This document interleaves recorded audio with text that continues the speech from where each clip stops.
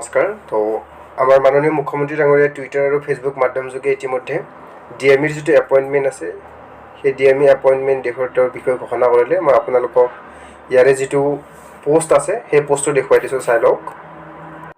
Just অলপ আগতে আপোনালোকক ঘোষণা কৰিছে এইটো মাননীয় মুখ্যমন্ত্ৰী ডাঙৰীয়াৰ যিটো আছে অৰিজিনেল যিটো টুইটাৰ আছে সেই টুইটাৰ পোষ্ট হয়, 2.5 মিলিয়ন ফলোৱাৰ্ছৰে।